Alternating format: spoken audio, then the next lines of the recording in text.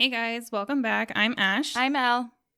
We are Lobby Cosplay. And this is Shit Cosplayers Say. We are in yet another weekend of our accountability train. So we're going to give you a few updates. Ash, do you want to go first?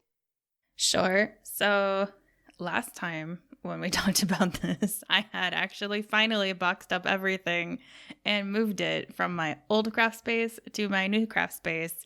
Since then, I have purchased and received all of the cabinetry that's going to go underneath the windows, which will hopefully be enough, and started assembling them because, of course, I couldn't purchase the ones that I wanted to that came pre-assembled because they wouldn't let me order them on their website to get delivered to my local store. So I had to get some of the DIY ones instead, unfortunately. But it'll work out better because now I get drawers. Well, drawers are good. I don't have a lot of progress update.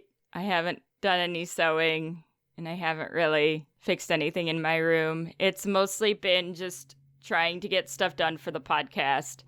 The restrictions at the facility I work for have gone drastically back up again, so work has been quite stressful because we're near Iowa, and Iowa doesn't believe in COVID, so now we're back up to, max restrictions at the facility that I work for. So that's and the county that you work in just hit the naughty list in Illinois. Yes, that is also the other reason that our restrictions have skyrocketed, which causes a lot of stress because now I feel like I'm back when we opened as far as the stress levels of all the restrictions and the precautions and the, things that we have to follow. And now we have even more than we did when the facility reopened. I haven't been able to focus much on my cosplay progress because work has been a little nuts.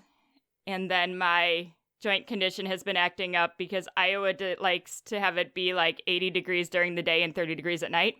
And when you have a joint condition, you get a lot of pain when the weather decides to go up and down like that. I mean, it was definitely 85 on Thursday, I'm just saying. Yep, I hurt. I hurt a lot today because today it's 35 degrees. In Iowa, where I live, and it hurts. Everything hurts. But I did get some stuff done with the podcast. It will have passed already by the time this comes out, but we're doing our Halloween episode live.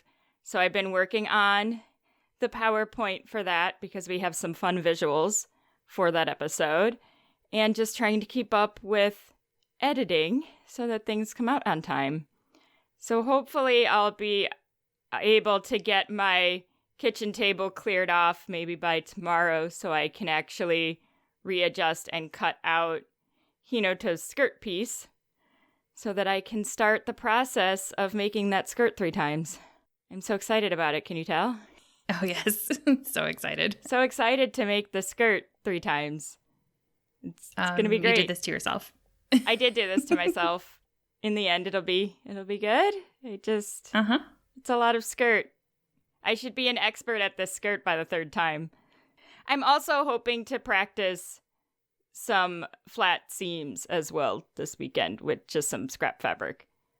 So I can get a good hang of it before I do the mock-up and then do the underskirt. Because obviously I'm going to start with the dust skirt because it's the one that's not likely to be seen.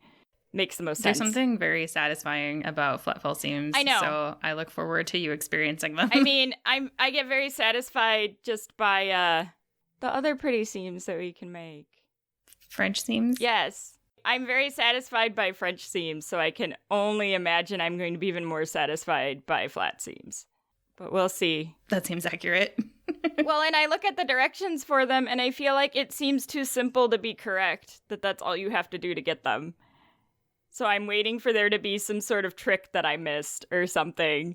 So I have a feeling that it's not necessarily that they're hard, they're just extremely tedious. Very tedious. Lots of ironing. Yes. And lots of measuring. Well, yeah, because you've got to cut the one side and then flip it under and then iron it and then stitch it down. Hopefully I'll be able to cut down the one side with my serger, which will make things a lot easier for me. Because then my lines will be straight, unlike if I try to use the scissors, because I can't cut a straight line. Well, and then it'll just be bound inside of your flat seam, hiding in there. Well, right. But that's why I'm going to practice first, so that I can figure out what's not working correctly so I don't destroy my yards and yards and yards of good fabric. And this is why we do mock-ups. Or why we should do mock-ups when we don't. We've been pretty good about that. Mm-hmm. We haven't put anything together without a mock-up in years. It's a general we, not necessarily like in you and I specific. In the scope of cosplay, yes, I know a lot of people don't do them. How we all know that we should do them, but a lot of times we just don't. Well, that topic's probably for another episode, because this episode is actually going to be one of our more serious episodes that has been fueled by some things that have been happening in our community with photographers. So this episode, we're actually going to talk about some of the shifty dealings that have been going around in the cosplay community.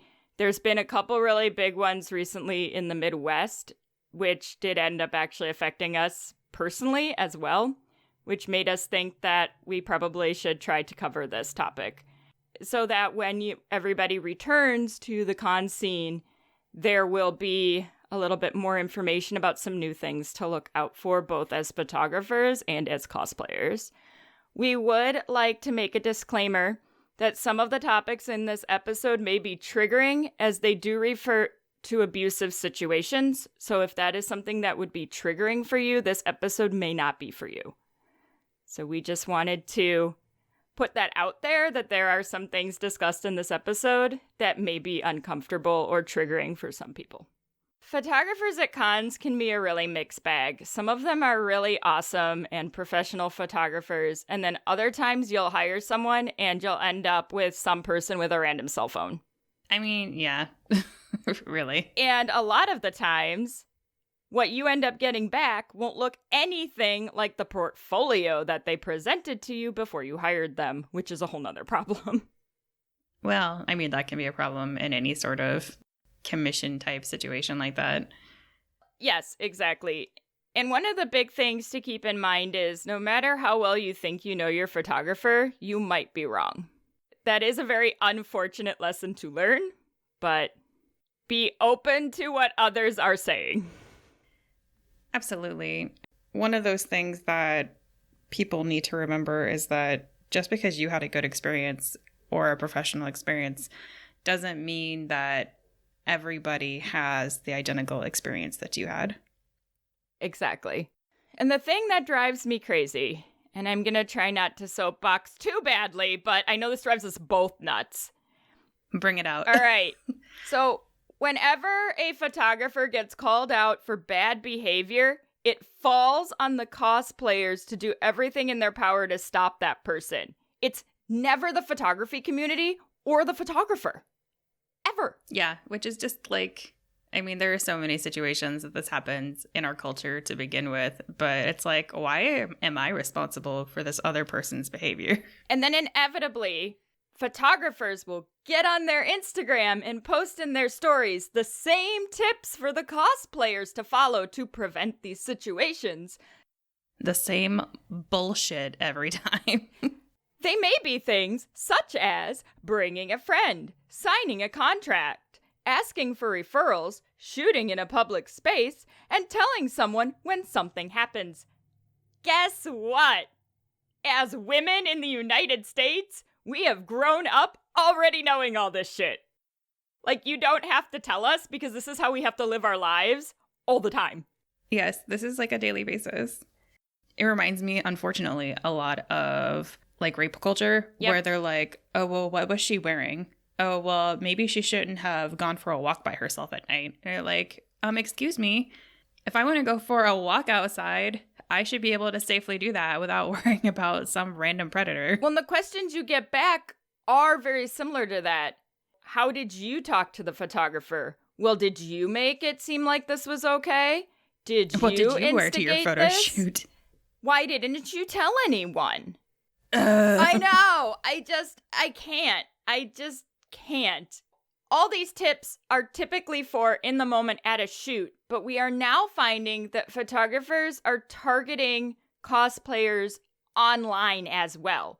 Either before a shoot after the photographer's been paid, or after a shoot while the cosplayer is waiting for their photos. are being targeted in a variety of ways, which is a whole nother dynamic.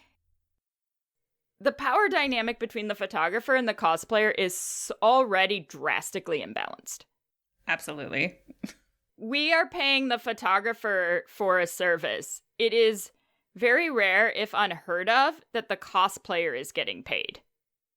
Very rarely. I know in other photography communities that I've seen, photography modeling communities, typically whoever instigates the initial conversation will be the one that pays if there is a paid transaction. But in cosplay, it seems for cosplay photography specifically, the photographer is almost always the one that's getting paid if someone's being monetarily compensated.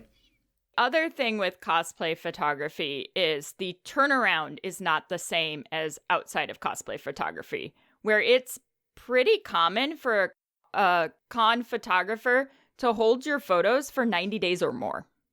I know some people that have waited over a year for photos. So in that time, you have paid them for a service, have not yet received, and you don't want to do something that makes it so that you do not receive your product, which is a very imbalanced power struggle. And on the one hand, some of the turnaround problems I do understand, because some of the photographers I've seen, they'll spend their entire weekend shooting. And obviously, depending on what events they have scheduled and how close their events are to each other and how many shoots they have over the course of the weekend, they're going to need to do the people first that they shot first. But at the same time, maybe you don't need to overextend yourselves like that. I mean, wedding photographers only plan so many weddings during a month because they know they're going to need that extra time to do engagement shoots and marketing and editing so that they can get their products out timely to their clients. Overbooking shoots is a massive problem with con photography, and it does show a lack of professionalism. What it says to me is, all right, you booked way more shoots than you ever possibly could edit in a reasonable amount of time at Con A. Then you went to Con B 2 weeks later and did the same thing. And then you went to Con C 2 weeks later and did the same thing. You aren't honest with how long it's going to take for you to edit your photos.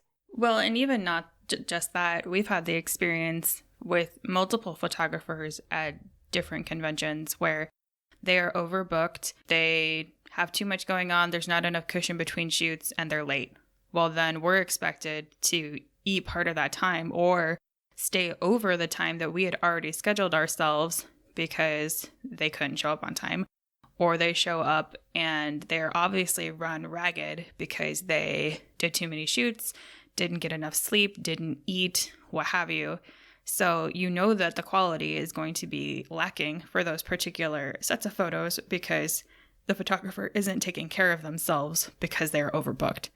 Yeah, I would say, unfortunately, with paid shoots, we've had a 50-50 chance of our photos being unusable because the photographer is not in a state of mind during shooting to produce quality work, which has included being sleep deprived or hungover.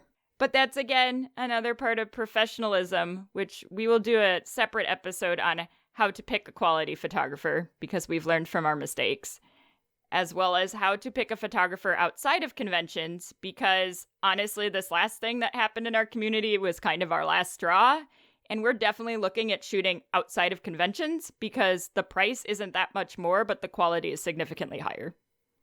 And less stressful. Weird. Con shoots are extraordinarily stressful for both the photographer and the cosplayer. You're not as likely to get high quality in a stressful situation that you cannot control. Well, and frankly, I mean, most convention venues have terrible backgrounds. There's too many people around and they're poorly lit. So your good spots are very few and far between, unless somebody legit brings like a studio with them. Normally, if you're the one paying for a shoot, you would also be the one in creative control and in control of what the shoot's going to be like. But because the environment is often so unpredictable, the photographer ends up taking a lot more creative control over your shoot. And I've noticed in most cases, con photographers never even ask you what you want your shoot to be like. I didn't even realize until maybe a year or so ago that that was even an option, that you could have a discussion with your photographer about what story you wanted to tell with your shoot, because it always seemed like you paid the photographer to do their vision in the cosplay community. Which, of course, is really skewed anyway, because sometimes they don't even necessarily know who you're cosplaying as, or they're not familiar with the source material. And sometimes they don't even ask. You just tell them, you might give them that information and say, hey, I'm doing this, and this is what I'm wearing, and this is, do you have any locations in mind that might kind of fit this criteria? And then they just kind of roll with what they think based on what you show up as. Yeah, I've only had a couple photographers ever ask about the character or do research on the character. Having that knowledge is going to produce better photos. But right. My experience with con photographers in a nutshell has been they're just out to make money to pay for their vacation. So they don't really care if they're giving you the quality that they want in our experiences. We have found some good ones, and now we work with those, obviously. It's been sort of a mixed bag as to whether or not the photographer really cares about what they're producing for you. And I do understand that that has something to do with the fact that con photography is significantly cheaper than any other kind of photography. So they're not going to put as much background and work into your shoot as they might in a studio shoot that costs twice as much. Like, I do get that. That makes sense. You're getting a discounted rate, so you're getting a discounted experience. But I'm an adult and I want to pay for my experience. Well, right. And that's also why the con photographers are able to hold your photos for so long, is they typically have another full-time job, whether it be photography or something else. This is a side gig. This is no one just does con photography. You're getting a discounted rate, which means your turnaround for your photos is also going to be significantly longer. Well, and it's one of those things, too, that if you have a photographer that this is their side gig and it's going to take a long time, like if you start complaining about how long it's going to take, they might either take shortcuts in editing, or they might not edit as many photos as they would have otherwise if you would have just not said anything because they're mad and they just want to be done with you. Which, again, is lack of professionalism. But this is also what puts the cosplayer in a really weird position. So the biggest advice is always like, well, why didn't you say something? Why didn't you speak up? Well, they're holding what you paid for. So if you start saying bad things before you got your product that you paid for, you're not going to get your photos. You're certainly not going to get your money back. So a lot of cosplayers are not in a financial position to throw away $50 to $100. Or more. So they're going to want to wait until they get their product back before they say anything.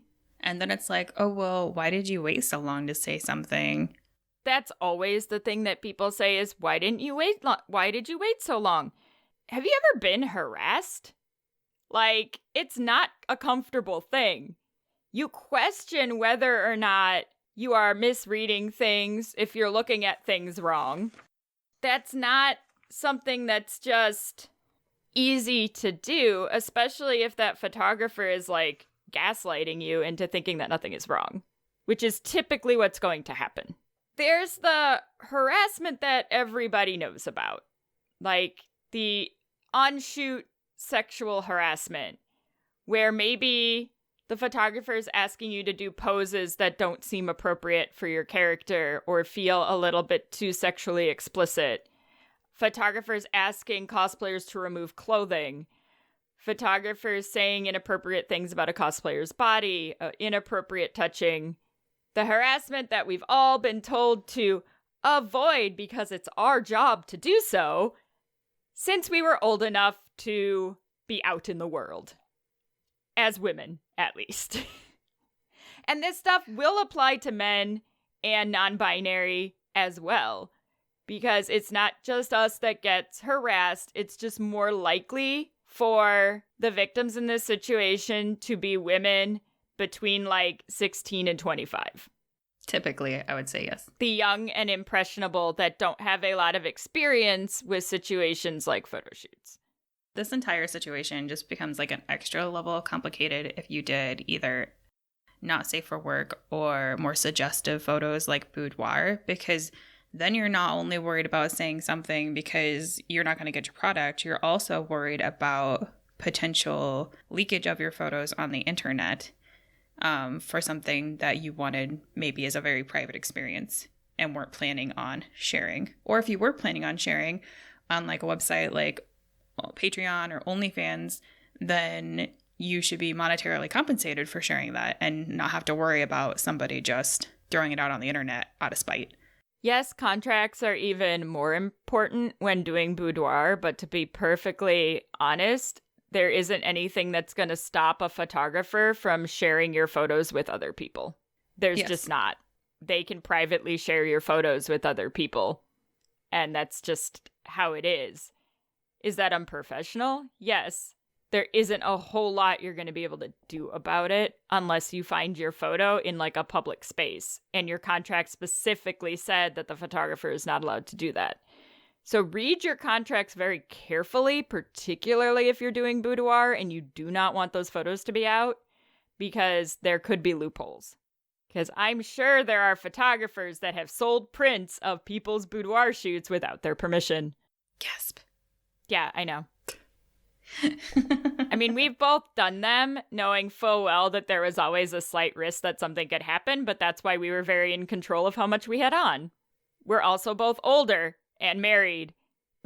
So we aren't 18. And we took our buddy. Definitely don't do boudoir, by the way, if you are under the age of 18. Just FYI, that's a big legal issue. I don't care if a photographer says it's not, because you're consenting. It is. Do not do it. I don't know. I don't necessarily agree with people immediately over that age doing them either, just for the simple fact that you don't necessarily want that later in your life. Like, you might think that you want it, but they say that the human brain is constantly developing until you're, in your early 20s. And obviously, if you are the legal age of consent, you can make that decision of your own. But I would just say, please think long and hard about it and about your future and whether or not what you're doing during this particular shoot would be damaging to either friends, family, romantic relationships, your professional image, your schooling, what have you, because there's a lot of sex shame out in the world.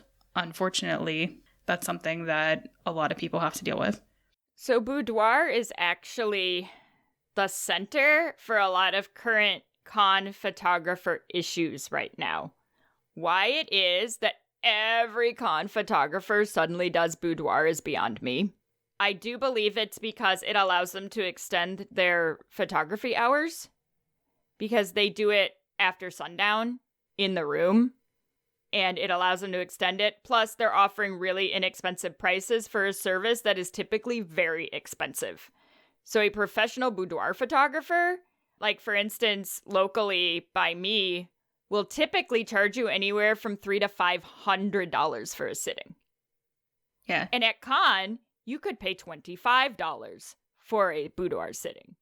And a lot of the photographers I've seen locally who do just those particular types of shoots, they do run specials, typically around the holidays. Like maybe they'll set up their studio or a room at like an upscale hotel, and they'll hire a makeup artist and somebody to do hair, and they'll book packages throughout the weekend to help cut down on costs and they'll do a marathon of shoots similar to con photography, but not quite that overbooked. So there's no overlapping. There's plenty of gap in between so that the clients never meet each other.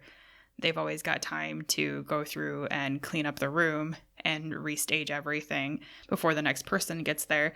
And there's usually 3 to 5 individuals that are on your quote-unquote staff to assist in the shoot, so you're never alone, even if you don't bring somebody with you.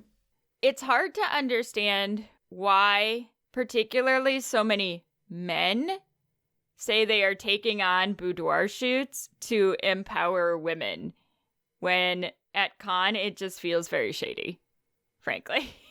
It's a little skeevy. It's a little, I mean, they're offering usually discounted rates to get people to shoot boudoir, which we have learned is a red flag. Your photographer also should not be sending you a bunch of boudoir suggestions either. Unless you specifically asked for them. And if a photographer is constantly harassing you to do boudoir, that is also a red flag. Photographers, stop asking if we'll do boudoir. Stop. If somebody wants to do it, they will ask you. But if you lead in talking to a cosplayer, oh, by the way, do you do boudoir? I'm not going to talk to you anymore because I'm tired of it.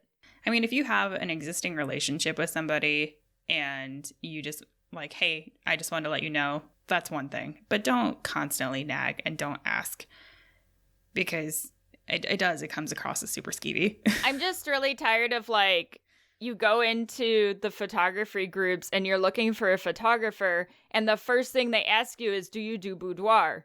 I'm looking to shoot my cosplays. I'm not looking to be shot in lingerie. Do not lead with boudoir. Well, yeah, because you're like, hey, I spent, a bunch of money and, hundreds of hours putting this costume together, and I would really like some good quality photos of it. And then the next person goes, oh, will you take your clothes off so I can take your picture? Like, I won't even choose photographers anymore if the majority of their photos are boudoir.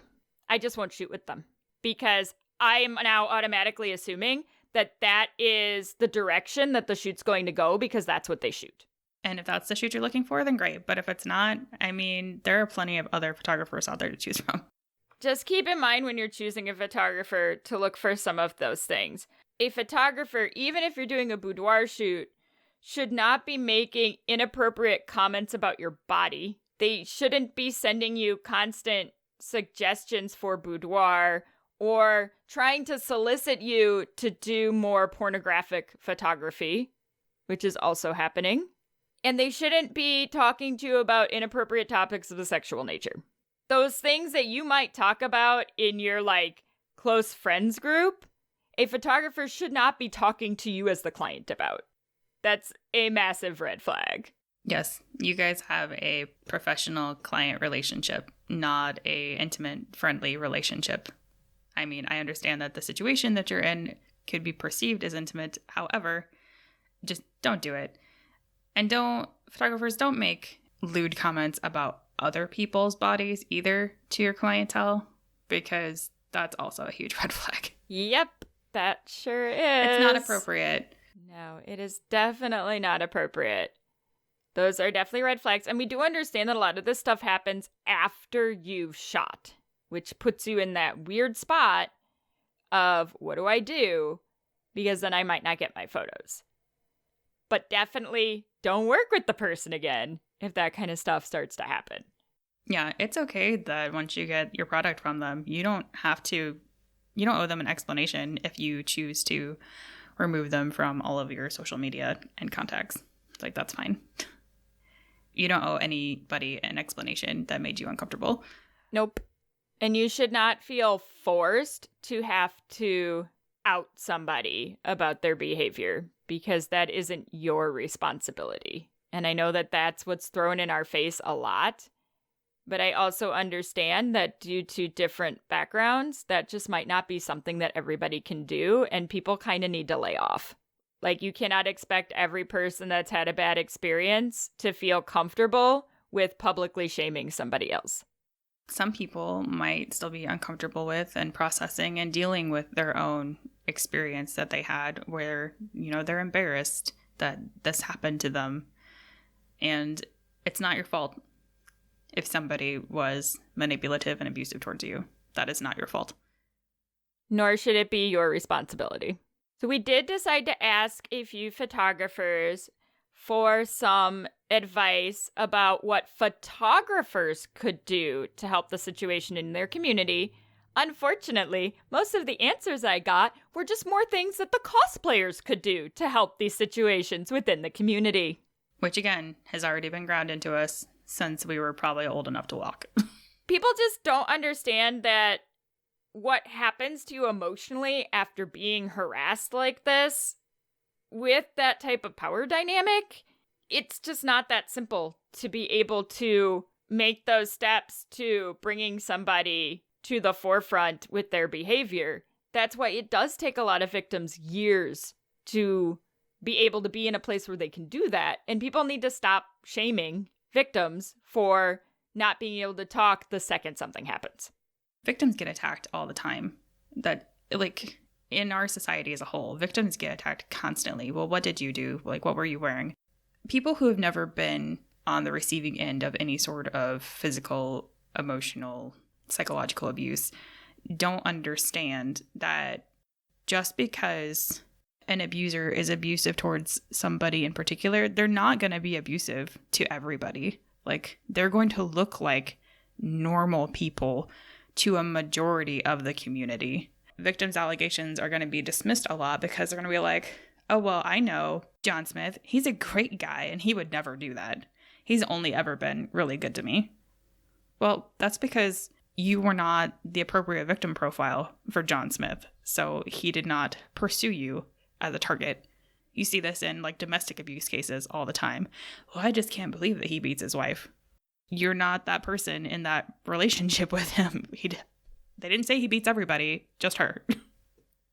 That's a good point as well, that you may just not be that photographer's particular target audience for the abuse. That was kind of our situation with a particular photographer.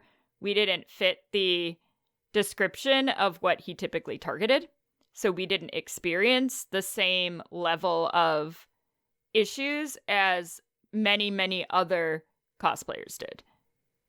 But that doesn't mean that we're going to dismiss everything everybody else said just because we didn't have that same experience.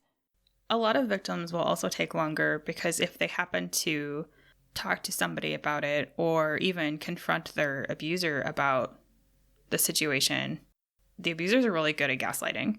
They're going to make you think that either you're blowing the situation out of proportion or that you did something which then in turn caused their reaction that you're taking, to be some sort of abuse, or maybe it didn't really happen that way. That's just the way that you're remembering it. It really happened this way instead, which is very, on top of already being, very emotionally heightened, is really confusing for some people.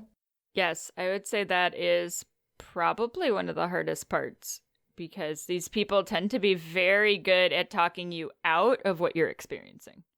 Well, and I mean, a lot of abusers are very charismatic. That's how they draw people in to begin with. So as you've probably already picked up, the thing that grinds my gears the most about this is how it's always our responsibility to be safe. And photographers, you guys really need to start taking some initiative and responsibility for the safety of your clients as well. Like, if you're a photographer and you keep working with another photographer that you know is doing shifty, shady dealings and is having poor behavior, you're just perpetrating their behavior. Us as a cosplayers are going to look and go, oh, photographer A works with B. Photographer A is super professional and reliable and produces great work. So B must also be at that level, so I'm also going to work with B. But photographer A knows full well that B has a lot of issues going on. Don't work with that person. Because it's going to reflect poorly back on you when B is called out for their poor behavior. So if you want to look at it in a more selfish fashion, it's going to hurt your business if you get attached to someone who had poor behavior. Right. If you're constantly doing collaborative efforts or, referring clients to this person because maybe you're booked, then people are going to be like, well, they obviously, like, how did you not know that he was doing these things for this entire period of time? Like, are you like that too? So if you don't want to do it for the community, do it for your business. Do it for yourself. I mean, honestly, people are selfish beings. So if it's not motivating enough for you to do it for the community, do it for your business. But really, try to do it for the community. Like, I would like to think that some of you also care about our community as much as the cosplayers do. So do it for your community. Do it for the betterment of everybody as a whole. And don't let them get away with this kind of behavior as well. We did get some very helpful advice from, shockingly, a female photographer.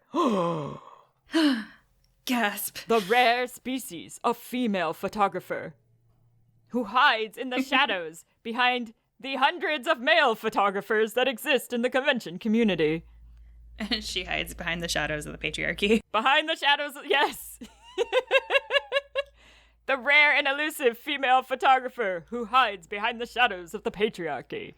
Fluffy Fox Photography, who is a lovely photographer out of Wisconsin, was kind enough to share some enlightenments, given that she has had some experiences with some of the photographers that we also have.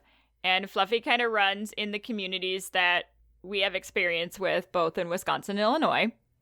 And she came up with some pretty great information that we were able to kind of paraphrase into our own thoughts as well. But I am going to read her statement that she sent me in regards to the current climate of cosplay photography in the United States. Over the years, photography in the cosplay community has increased exponentially. We have seen not only a steady increase in the number of photographers available, but also the pressure to have a photo shoot. It's great to see the quality of the work become more professional and see how it can help people on social media or make sales online, but it isn't without faults. As with most things, the more frequent the event or action, the more likely there will be mistakes or problems cropping up here or there. It's unfortunate to say, but we must all do our part to stay vigilant and keep this community safe. I believe we have to be realistic and just try to keep an eye open for the red flags we've all seen or experienced, even if we think, oh, maybe it's not that, or it might have just been me, a solo experience that doesn't happen to anyone else. I can say from personal experience now that if it's happening to you, it's happening to others. After many discussions with my cosplay photography peers, we have come up with the basics of catching red flags, both for ourselves and the cosplayers. Many of the things I say could cross over to each party. And then she also mentioned she's going to try not to be too repetitive in the information she gave us. Fluffy was kind and sent me a massive email, but we are not going to read the whole email because that might take like another hour of this episode. But we are going to take her research with ours and kind of combine some new tips that really do apply to both the photographers and the cosplayers, which is nice because it's like shared responsibility. And I like this idea of shared responsibility because that's really how it should be. Like, we're all one community in the end. So one of the first points that we all came up with was making an effort to see how clients are doing, especially during cons. So this is kind of checking in with people and making sure that things are going okay. She even recommends that you do this with people that you normally work with, but maybe aren't working with at that convention, just to see how they're doing and if they feel like something shady is going on. The next one is to make friends or acquaintances within the cosplay photography community itself. So this is going to be geared more towards photographers. Get to know the others in your area, the others that frequent the same events that you do. If somebody sees something standoffish or selective or unwilling to be business friendly with the rest of the community, that can be a huge red flag. One of the things that comes up a lot of the times is photographers only willing to work with a certain body type or skin tone. And it's very, very specific and a specific age. That's kind of a red flag if you're trying to be a professional. You know, people who have a tendency to target certain demographics is typically an issue. So if the photographers take the effort to get to know the other photographers, it will make it easier for them to catch someone that might be doing some shifty work. Or on the flip side of that, let's say somebody starts exhibiting red flags, then maybe they're doing something that they don't quite know. Maybe they're newer and they don't know that that's unprofessional and that they shouldn't be doing that. If you have a good working relationship with them, you can just call them out on it and be like, hey, and maybe curve that negative behavior before it becomes a problem. Yeah, I could see maybe in the beginning with certain behaviors, they may not realize they're causing someone to be uncomfortable. They may perceive something as a compliment, but it's not typically taken that way. And it would be great if other photographers called them out on it, because there's a good chance that a photographer is going to take something more seriously from another photographer than from a cosplayer, because it's just kind of on that same level in that same peer group. One of the really great things that I loved that Fluffy came up with was slowing down. Yeah, you don't have to book your entire weekend with professional shoots. It's okay to not do that. You can have old photos that you recycle through on social media. People like seeing those back and forth, like where they came from, where they were, at this con last year, 3 years ago, 5 years ago, how you started in cosplay back in the day, because everybody starts somewhere. You can just take selfies with your cell phone if you want to. I mean, cell phone cameras are great these days. Like, just take pictures with you and your friends and have fun. You don't have to do, $100 professional photo sets 5 to 6 times over the course of the weekend. It's not a requirement. It's also exhausting. And honestly, we've had some better luck with the algorithm and cell phone photos than we've had with professional photography. I don't know why that is. I don't know if the algorithm does something weird when, like, a photographer is tagged, but we've had some better luck with cell phone photos than we've ever had with, like, some of our expensive professional photos. Who knows? Because the algorithm sucks. Who knows? Or it could just be the simple fact that, like, we know the characters and we love the characters and we portray them the way that we want them to, and we get more of our own creative vision in it, and other people see that. Like, there's so many factors that go into it. We did want to mention that Fluffy is putting together a panel on photography safety. She typically attends Illinois and Wisconsin conventions, but you can find her on Instagram at Fluffy Fox Photography. So hopefully we will get to see Fluffy in person and do one of these panels. Or a photo shoot in 2021 or whenever. For 2021, 2022, who knows? Maybe Fluffy will get on Twitch or Discord. We don't know. At some point, maybe we'll get to work with Fluffy, since we haven't had that opportunity either. So what we hope that you take from this episode is some new tips in kind of reading your photographers so that you can navigate some of these uncomfortable situations. But we really hope that you, the photographers who have listened to this, will consider taking more responsibility in managing the photography community's behaviors. Yeah, because if anybody is going to be able to change their peers' behaviors, you have a better chance of doing it in a more cohesive and professional manner than the clients just boycotting cosplay photographers or cosplay photography altogether. Exactly. So hopefully you all can take the time to make the effort and try and help your fellow community do better. Well, that was a heavy episode. Yep. We appreciate you. Thank you so much for joining us last week for our Halloween episode. And we will see you next time. I'm Ash. I'm Elle. We are Lavi Cosplay. And this is Shit Cosplayers Say. You've been listening to Shit Cosplayers Say, an LVC production. You can find us on Facebook, Instagram, and Twitter at Podcast SCS. Our website is lavicosplay.com. Have a fun, crazy con or cosplay-related story, absurd cosplay question, or just something in general to share with us? Email us at podcastscs@gmail.com. Thank you for listening, and remember, just because you can doesn't mean you should.